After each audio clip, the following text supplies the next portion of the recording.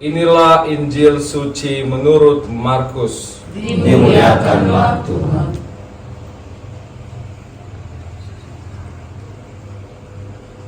Lalu ia berkata kepada mereka, "Pergilah ke seluruh dunia, beritakanlah Injil kepada segala makhluk. Siapa yang percaya dan dibaptis akan diselamatkan, tetapi siapa yang tidak percaya akan dihukum. Tanda-tanda ini akan menyertai orang-orang yang percaya. Mereka akan mengusir setan-setan demi namaku. Mereka akan berbicara dalam bahasa-bahasa yang baru bagi mereka. Mereka akan memegang ular, dan sekalipun mereka minum racun maut, mereka tidak akan mendapat celaka. Mereka akan meletakkan tangannya atas orang sakit, dan orang itu akan sembuh." Sesudah Tuhan Yesus berbicara demikian kepada mereka, terangkatlah ia ke sorga, lalu duduk di sebelah kanan Allah. Mereka pun pergilah memberitakan Injil ke segala penjuru, dan Tuhan turut bekerja dan meneguhkan firman itu dengan tanda-tanda yang menyertainya. Demikianlah Injil Tuhan. Terpujilah Kristus. Pergilah ke seluruh dunia, beritakanlah Injil kepada segala makhluk. Selamat malam Bapak Ibu, saudara-saudari sekalian. Selamat malam. Malam hari ini kita mendengarkan sabda Tuhan menurut karangan Markus, sekaligus pada malam hari ini kita juga memperingati Santo Markus, pesta besar bagi gereja. Markus ini adalah sosok pengarang Injil. Apakah Markus termasuk dari ke-12 Rasul Yesus? Bisa kita jawab? Apakah Markus termasuk? Ya atau tidak, Bapak Ibu? Tidak. Ada ya, ada tidak. Sebelumnya juga saya berpikir Markus adalah salah satu ke-12 Rasul Yesus. Ternyata tidak.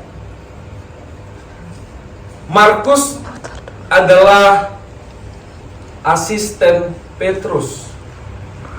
Markus sendiri dibaptis oleh Petrus. Jadi saya berpikir sebelumnya Markus ini masuk ke-12 Rasul. Ternyata tidak. Markus menjadi sosok penting menceritakan bagaimana kehidupan Yesus. Dan Markus sendiri adalah sosok yang sangat dicintai oleh Petrus karena menjadi asistennya yang sangat setia pada zaman Yesus. Tugas pewartaan, atau sering juga kita dengar dengan istilah kerigma, menjadi tugas untuk seluruh umat manusia yang percaya kepada Kristus. Tidak ada batasan ya Bapak Ibu untuk pewartaan ini. Tidak hanya bagi seorang imam, suster, frater, atau petugas-petugas gereja yang sudah dihunjuk, atau para misionaris yang sudah berangkat mungkin ke seluruh dunia. Tugas pewartaan di sini artinya bahwa masing-masing kita menjadi pewarta.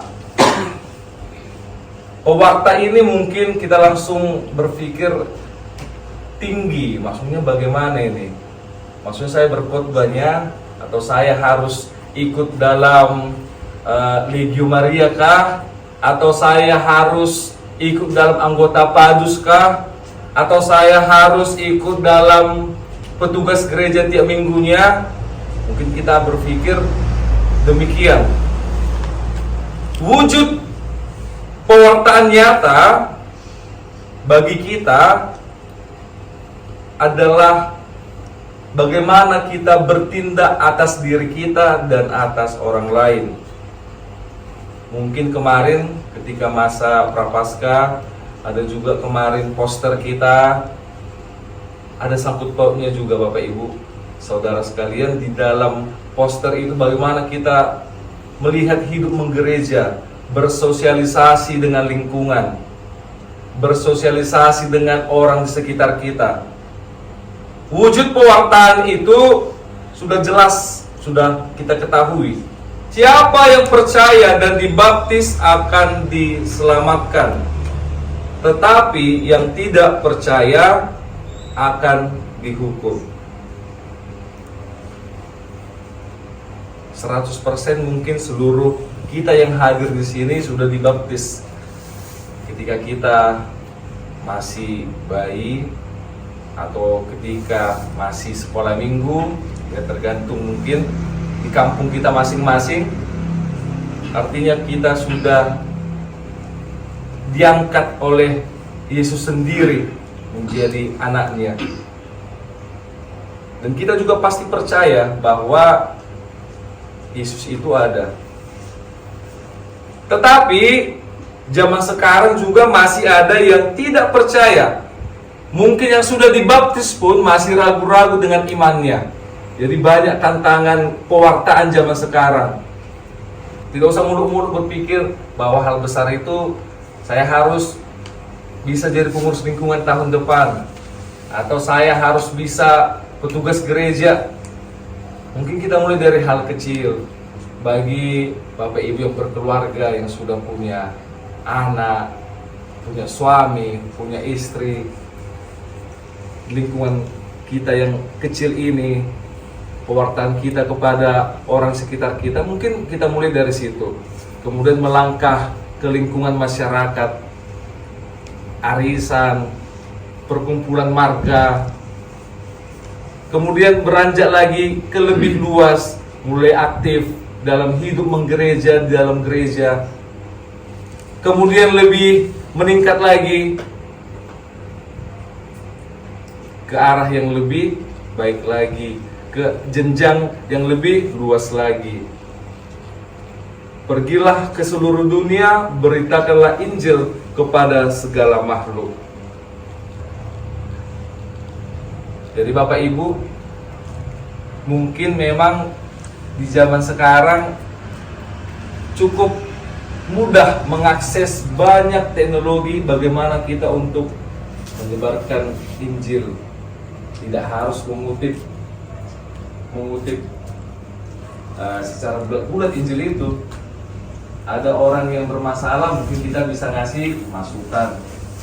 Ada teman kita yang mungkin tanda kutip sedikit tidak baik, bisa kita ingatkan. Kami sebagai pendidik kepada peserta didik mungkin bisa lebih sedikit menahan tutur kata ini dengan tingkah anak-anak. Di instansi lainnya, mungkin dengan orang yang berbeda agama, juga kita menunjukkan bahwa kita sebagai pengikut Yesus adalah sosok pewarta di masyarakat. Amin.